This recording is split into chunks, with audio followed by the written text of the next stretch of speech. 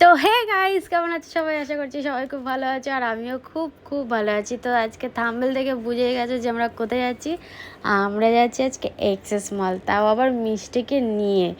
জানি না ও আজকে কি করবে, বাট ওকে নিয়ে তো যাচ্ছি। কেননা আগের বার দক্ষিণেশ্বর নিয়ে গিয়ে আমরা খুব প্রবলেমে পড়েছিলাম।